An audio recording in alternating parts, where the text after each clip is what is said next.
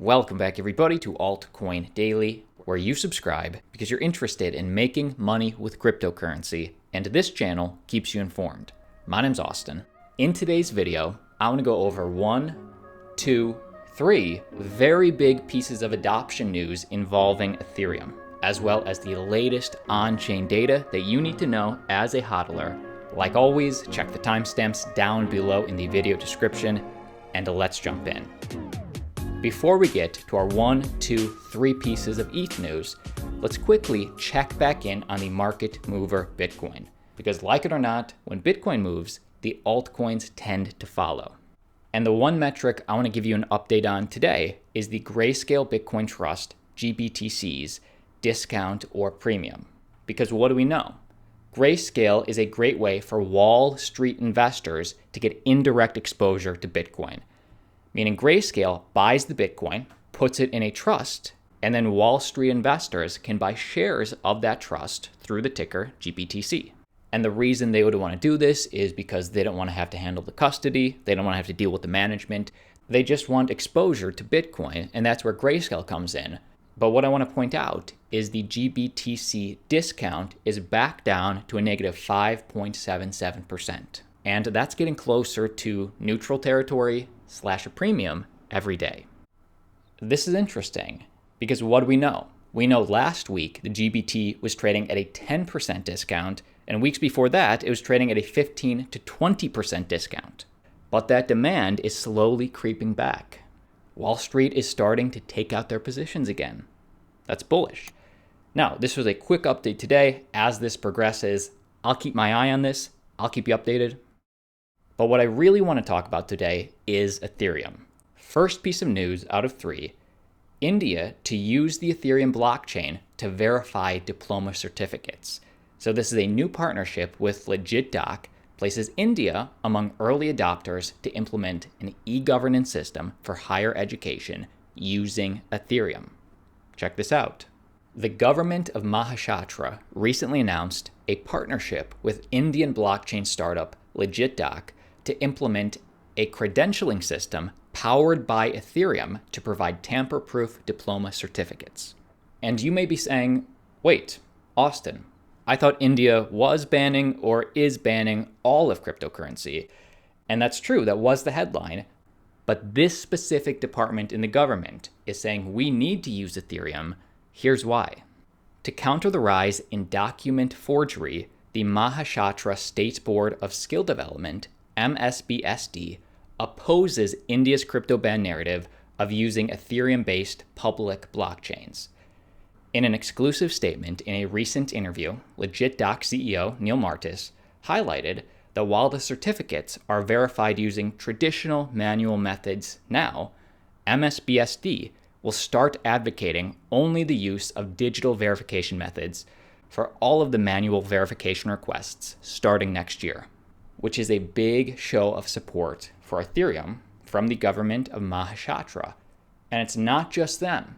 In a direct quote, showcasing the interest from other local Indian government authorities, we have an active work order from the government of Karnataka, specifically their Department of Information Technology and Biotechnology. We're in talks with the government of Telangana, specifically their school education department, and also in talks with the Higher and Technical Education Department of Maharashtra to implement LegitDoc, which uses Ethereum, for their student community. I like it. Give me your thoughts down below as an ETH holder. Keep in mind, this is just one story out of 3 today involving Ethereum. Next piece of ETH news, Shopify, major e-commerce giant Shopify, now supports NFT sales starting with the Chicago Bulls. This one's a big one. Check this out. Shopify, a leading e-commerce platform that lets websites add storefronts and accept payments, has added support for NFTs, allowing all store owners that use Shopify to sell the crypto collectibles directly without relying on an external marketplace. So this was announced directly on Twitter by their CEO, Harley Finkelstein, and he said that the official NFT drop from the NBA's Chicago Bulls, which was announced late last week, marks one of the first examples of the tech being used by a Shopify partner. Interesting. This is huge for adoption for Ethereum, huge for adoption for NFTs. And keep in mind, this will be a slow rollout. So not everybody that uses Shopify has access today, but over time, eventually everybody will be. And in a direct quote from the CEO on why they decided to do this, before Shopify offered this capability, merchants would have to sell through a third-party marketplace, aka less control of the sale and customer relationship. Once again, we are putting the power back in the hands of merchants and meeting customers how and where they want to buy. I like it. Give me your thoughts down below. But again, the reason this is big is because everybody with a Shopify account integrated into their website now will automatically, with one extra button, have an Ethereum wallet, have an NFT marketplace and wallet that they can start offering their patrons to their website access to NFTs, offer them NFTs. This is going to be really big for the adoption of ETH. And before we get to our final piece of Ethereum news, I do want to point out that Goldman Sachs has just applied for a DeFi ETF. Their filing joins over a dozen crypto ETF applications sitting before the SEC. So Goldman Sachs is not only excited about, they want to officially be able to offer DeFi to their clientele. And this is interesting because on June 14th, a few weeks ago, Goldman Sachs said that crypto is not a viable investment, but then 5 weeks later, they're applying for a DeFi ETF. LOL. Meaning DeFi is becoming undeniable. Investment banking giant Goldman Sachs has filed an application with the US SEC for an exchange-traded fund that would offer exposure to public companies in decentralized finance and blockchain around the globe.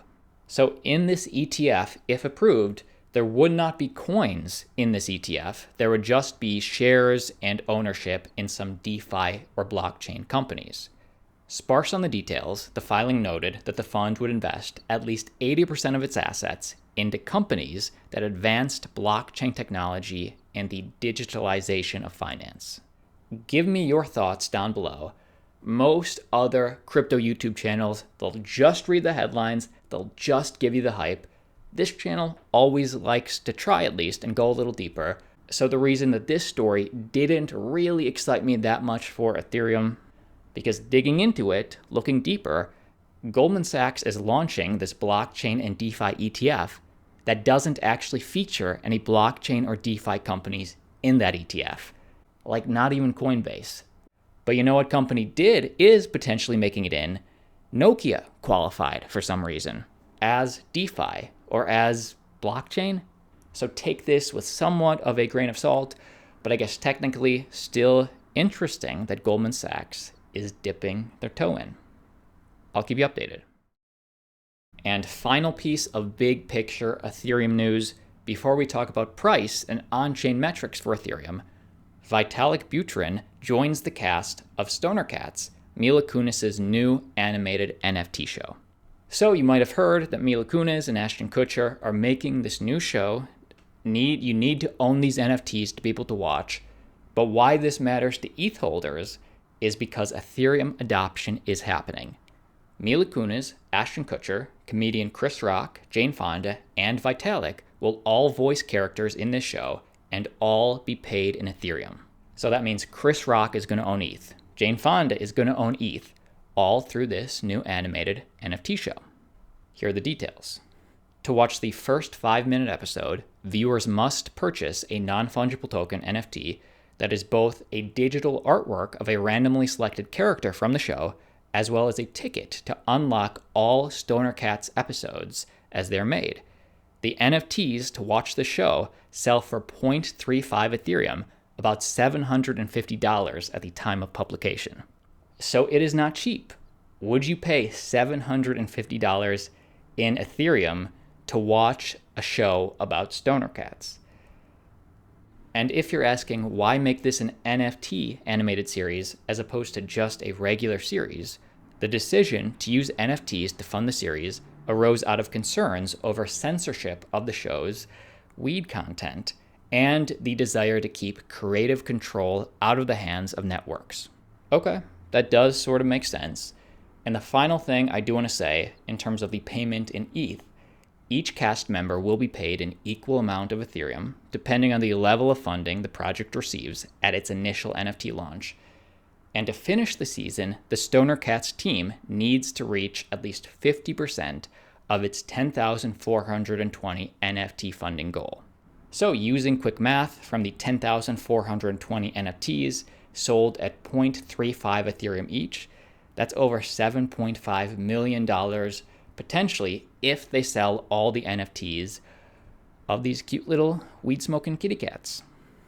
Let me know your thoughts on this. But I'd say, what a time to be alive. Let's keep going and talk about price, because that's a lot of good news potentially for ETH. But what's that mean for price? And keep in mind, nobody knows the future, so we're all just speculating here. I'm not a financial advisor, but if we look at an update of balance of ETH on all exchanges, and we can see this gray line is Ethereum's price, and especially recently, as price of ETH has been going up, supply on all exchanges is drastically going down. That's massive, and the mainstream media will not report on statistics like this. But when we see such a lack of supply, this shock could potentially lead to parabolic movements. And check this out. When we break up and look at each of the individual major exchanges specifically, it's all exchanges losing a lot of ETH, having huge outflows of ETH, indicating more people hodling rather than selling. Anyway, that is the video. My name's Austin. I hope you got value out of today's video. A lot of information was shared. Like always, see you tomorrow.